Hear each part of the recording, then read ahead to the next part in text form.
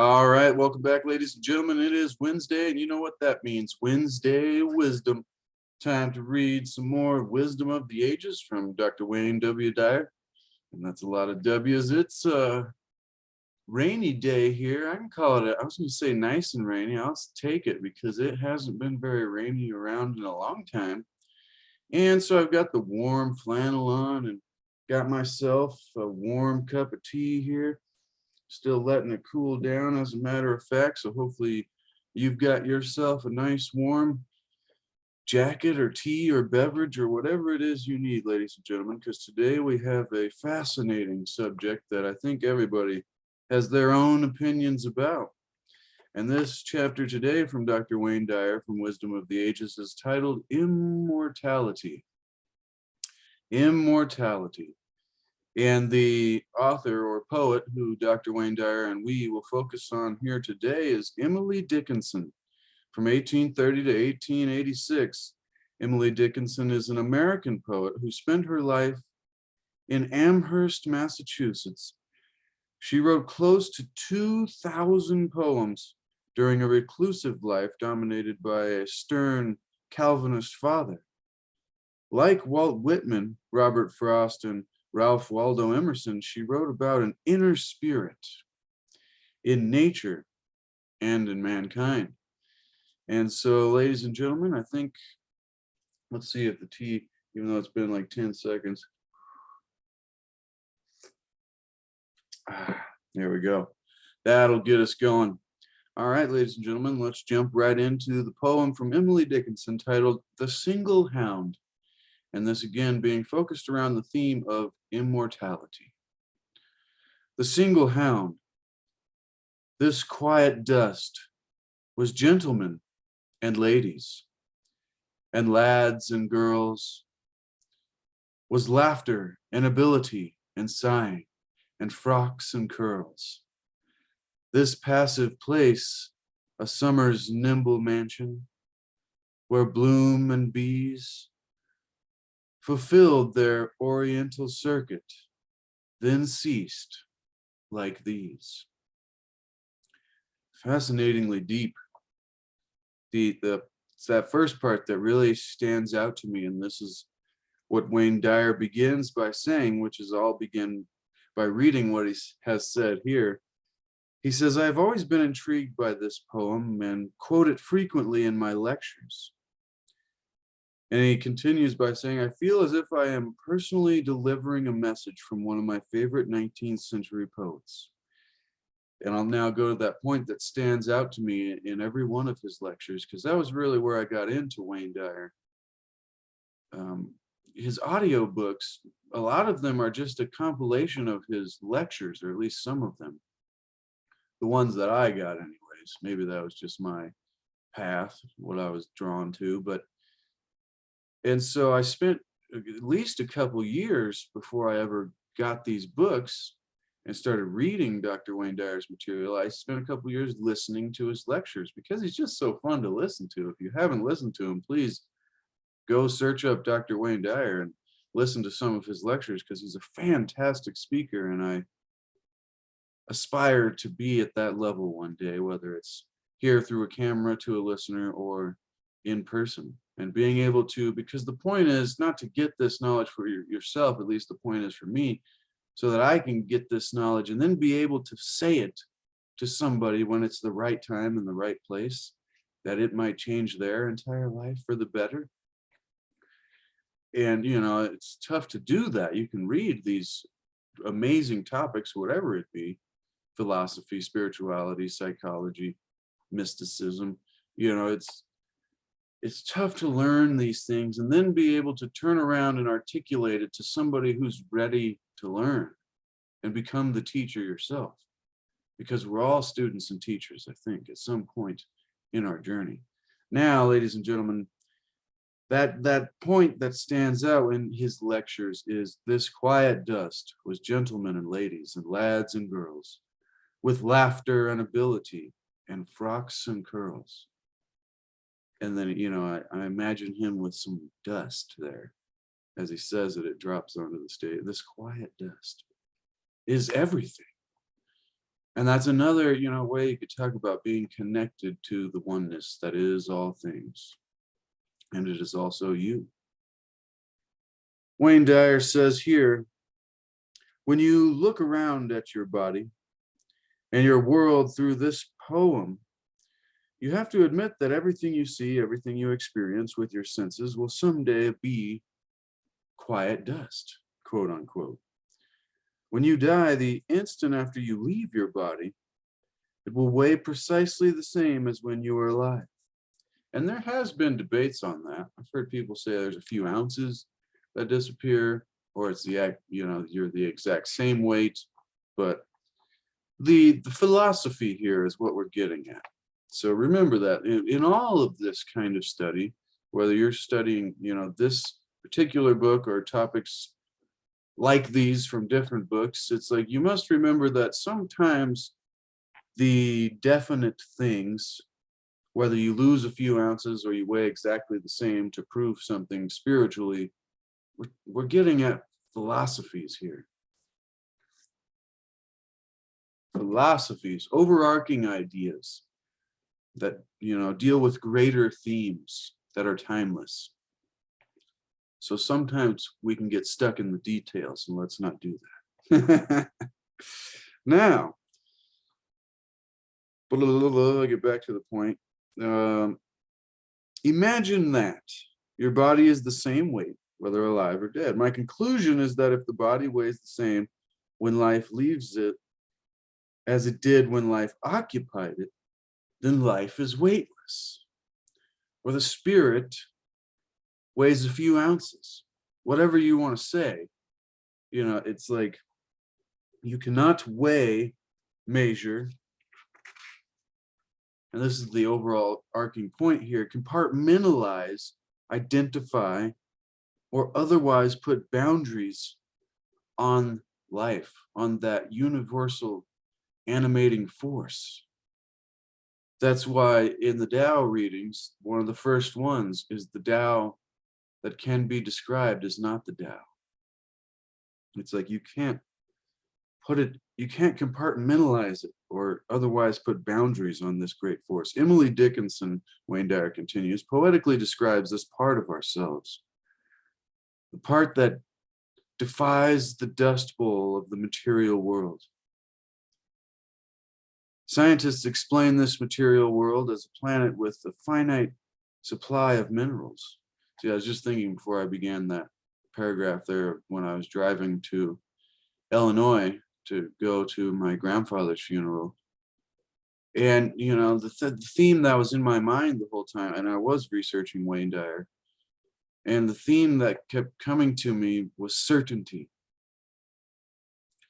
In order to have a comfort for, the loss of loved ones, is having a certainty and a real strong knowing that they are still existing outside of the, four walls of their house, or in other words, your body.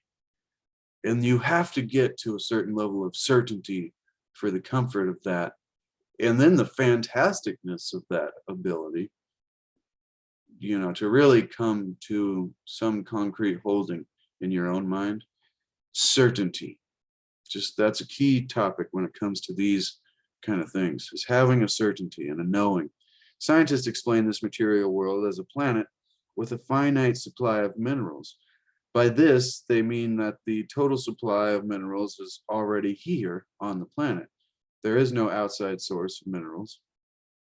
If you could determine how much iron is here, for example, you would have a total count that you could identify as Earth's supply of iron. It is a finite amount. Finite, note, being different from infinite. You have the infinite and the finite. Now, and when we use it all up, we cannot go to another universe to replenish our iron supply. And that could be its own topic itself. But within your own body, you possess a specific fraction of our total finite supply of iron. Ah, I see. So remember philosophy here. Don't get lost in the details. When you have a blood test, you can know whether you're high or low on iron. Now, for the million-dollar question, where was the iron that now flows through your body before you showed up here on this planet? That's funny. And where will it go when you make your departure? This is part of the mystery that Emily Dickinson addresses in her poetic observation. Hold up a handful of quiet dust, ladies and gentlemen, and ask yourself what it was yesterday and yesteryear. Was it an elephant? An elephant's trunk? A Jurassic creature? Michelangelo's eyeball? Every material particle is in a constant state of change, so the more graphic scientists remind us that we're all tomorrow's food, all things in our physical universe will eventually become this quiet dust that Emily Dickinson said was gentlemen and ladies and lads and girls with laughter and ability, sighing and frocks and curls. It's amazing to think of, you know, the simple plain existence of dust or a rock, and then having all the ability of a full life lived resting within it. It's one of those mind benders. But let us continue before we get off the point again, which I seem to do more often on the Wednesday Wisdoms. If you're getting value, consider subscribing, smash the like button, and leave me a comment. Let me know you're watching. I really appreciate everybody who does comment, and I'll start calling you out. I'm making sure to write down a note and say thank you to each person individually who does comment, because it means a lot to me that anybody watches these, and the fact that you would take the time to comment means that you are actually pretty engaged. I didn't watch for 36 seconds. So, ladies and gentlemen, let us continue. Hold up a handful of that quiet dust. In a sense, in this poem, Emily Dickinson is poetically saying the same thing that Aristotle did when he wrote, "Let us live as if we were immortal." They're both informing us that everything and everyone has a circuit to fulfill, and that when it is complete, it ceases in its current form and shifts to another. The material of our bodies is recycled while our true essence remains. In another of her short poems, Emily Dickinson writes, and this is one of my favorites about beating, you know, the fear of death, is, "Because I could not stop for death, he kindly stopped for me. The carriage held but just ourselves and immortality." The carriage held but just ourselves and immortality. I love that one because it's like you can stop death because you would not stop for it. See, some people are so into giving up. Like, oh yeah, you know, it's just, and then you see these other people that are just 95 taking a Berlitz course learning German for the first time. And it's like, what? That's an example Wayne Dyer uses in one of his lectures. But, you know, I see people, I've worked at the grocery store a lot in my life, and you see really old people just working these jobs that I'm working. And I'm like, man, if I get tired some days, I can't imagine. And so you see some people that don't stop. They don't give in and they don't give up. And I think they kind of make it kindly wait or delay for them because they're not done yet with the circuit. And so, you know, that carriage in that delay held but just ourselves, but immortality. That was pretty good. I like it. Now, this great awareness is a great source of liberation. That could be said. That was what I was talking about the certainty. I was like, I have this awareness. If I can be certain in it, this knowing that we are more than our bodies, and whoever, you know, the body or the description and the label, the mask, the persona. That's a great philosophical study too. The persona that is created for us in our lives when we come into this world. Oh, your name is Chase, and you're going to go to school, and you're going to live in a certain social structure of whatever part of society or the world you live in, and those are the labels and things that you become, and then you fit into those categories, and before long the free spirit, your true essence of who you are behind all the labels disappears into those compartmentalizations, those categories. And that's what I was saying earlier about the compartmentalization. It's like we are more than our categories. And even though my name is Chase, I am much more than that characterization of myself. And it's important for us and me and whoever we are in our journeys to remember that about ourselves, is that we are more than the labels that are put onto us. Because we know that when you really look behind the labels, or if you were to remove all of them, you're still there, and you still have that aspect of yourself that is the animating force of your life.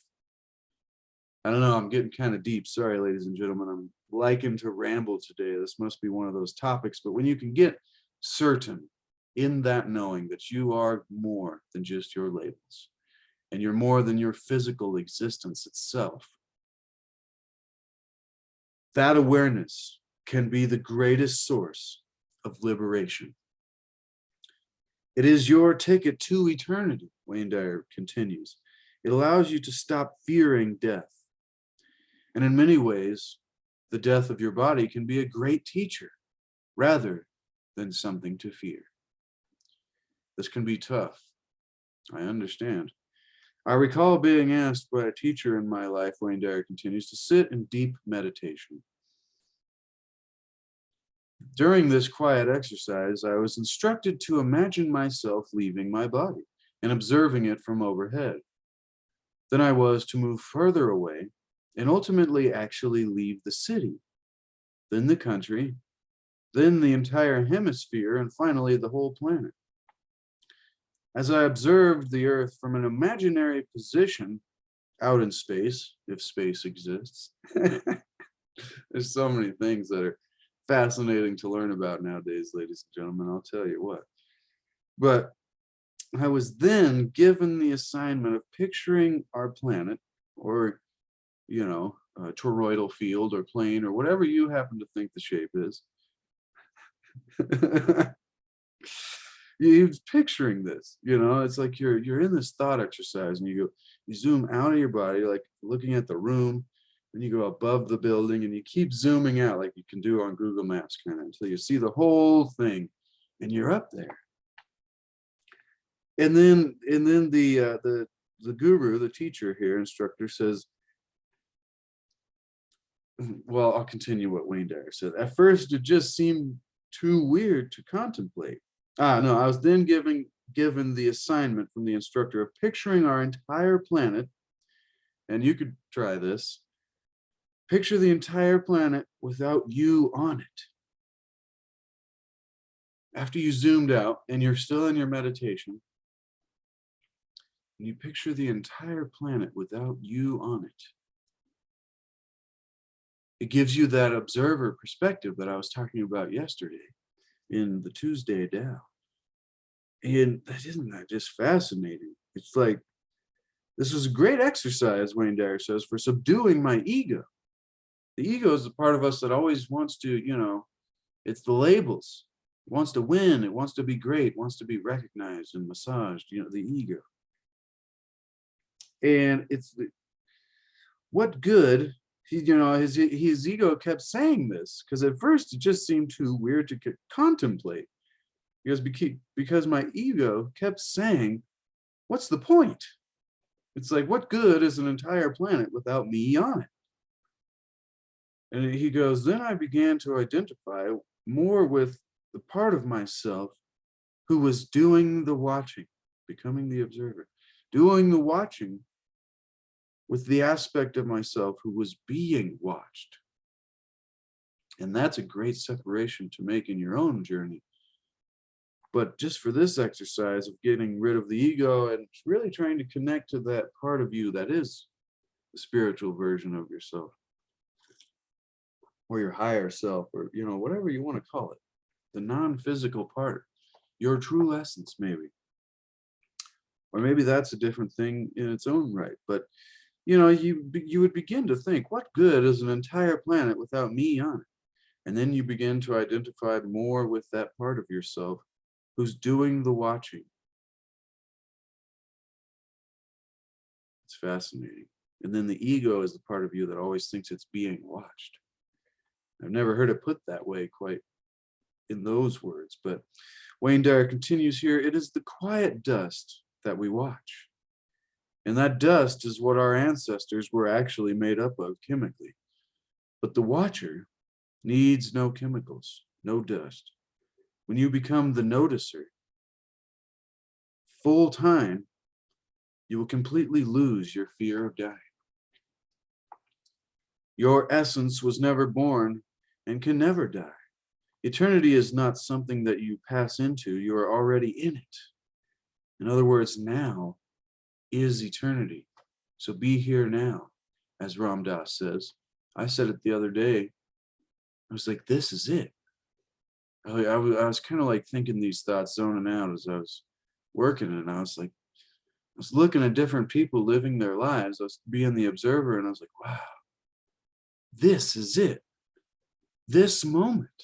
Like everybody going about their business and doing their things, like they're getting somewhere, or they're going to get to the moment, or it, or whatever. You know what I mean? It's like we're always chasing after something. We're striving and never arriving to now. And this now is it. It's what we're striving after. It's what we're chasing after. All right. So yeah, I'm definitely rambling today. Hopefully it's been fantastic. Yet, your mind has not been, it's like when you become the noticer full time, you completely lose this fear of dying. And you understand your essence was never born and can never die. Eternity is not something that you pass into. You're already in it. In other words, now is eternity. Your mind has not been trained to believe in your immortal, nature, in your immortality. Therefore, it does not know that you are immortal. It has been trained to identify with only what it sees, especially by all the upbringing that we deal with in our lives. There is a command center in your brain where all your decision-making, emotions, and human experience seem to originate. And this is where you start to, you can use the science of this kind of stuff to really bring these metaphysical ideas into focus. And so there is this, the center in our brain where our consciousness, it's all our decision making, our emotions, and our human experience come from this consciousness. So, that comes back to the wild question. If your consciousness is what's creating everything for you, then does anything else really exist? And then people go off the deep end of like, I'm the only one that's real here. I love that kind of stuff. That's like the Twilight Zone. Boop, boop, boop, boop. All right. Now, and yet within that command center is an invisible, formless commander that is incapable of dying. Incapable of aging, that's definitely for sure. It may grow with wisdom, but it seems to have that subconscious ability that most people would use to reference for reincarnation, and how people have this kind of subconscious knowledge that comes through from somewhere. And there's thousands of stories of that. And so that to me is just another proof of this immortal nature of life beyond physicality. And that's something I'm always searching to find proof of, because it's something that I have grown certain of, especially with all the examples that have been given here in this reading today. Don't worry, we're almost done, ladies and gentlemen. I won't drag it on too much longer for you. This formless commander in the center, in that center of your consciousness, is invisible. Only through the awakening of that divine nature that we're always talking about will you come to the awareness that you are immortal. That commander in your command center gives the orders, yet you've never seen him or her with your eyes. To know your internal commander, you must shut your eyes and directly experience your eternal divine nature. The experience of the immortal self does not come from education, conditioning, or science. This idea arises from the depths of your being, and you quite simply know it to be true. You're invisible. See, that's what I was talking about, the certainty, and you know it to be true. Your invisible nature is real, yet we know also that it can never be surveyed and mapped out. We know this because we can look beyond the dust of our bodies in quiet divine meditation and experience immortality for ourselves. Emily Dickinson, in her beautifully simple poetry, asks us to stop and realize that the bodies we inhabit, the cars that we drive, the clothes we wear, and all the things made up of chemicals and dust are destined to fulfill their prescribed circuits and then cease. So this,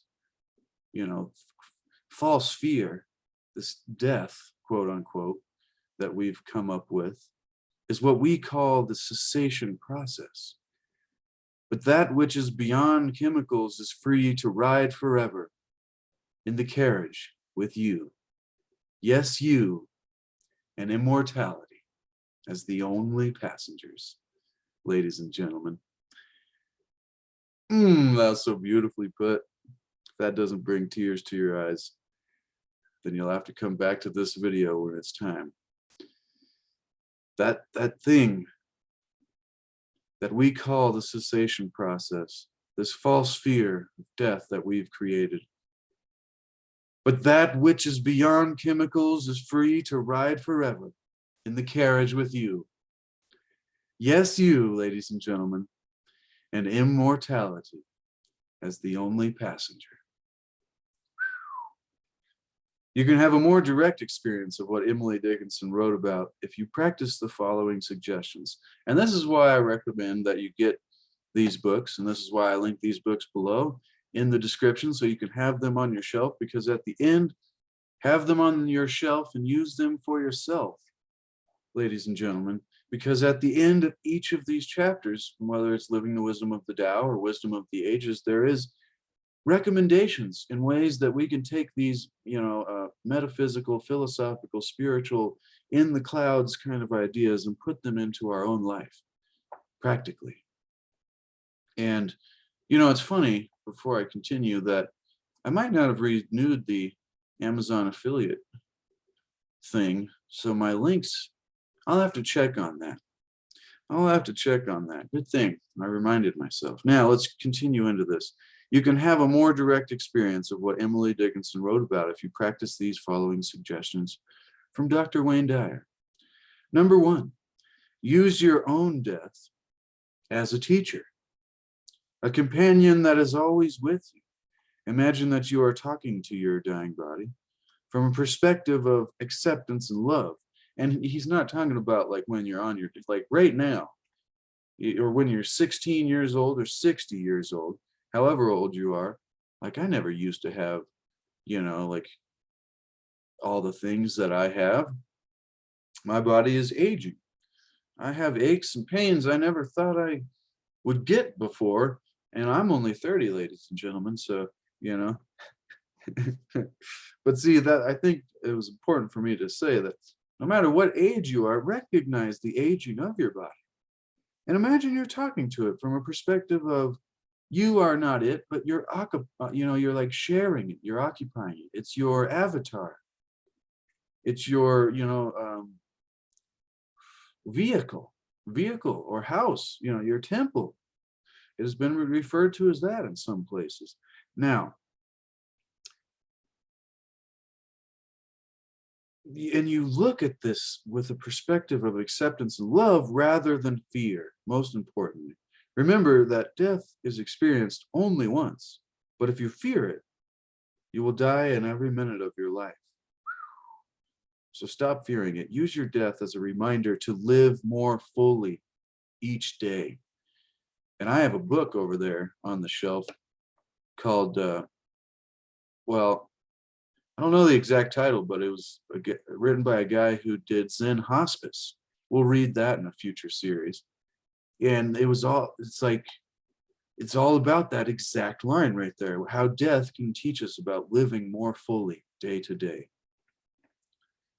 And so, use it as a reminder, not as a fear, to really enjoy. This is it. Enjoy the heck out of the ride, man. And don't worry, it's not over when you're done. You might get to do another one. And as enlightened as you become in this one, man, it might be a fantastic ride, especially if you sow nothing but love. And, it's the way you live and the good times you give that is the fullness of a life. More Rush lyrics. Yes. All right. Number 2, do the meditation exercise of viewing the earth without you on it, which he described earlier in this essay.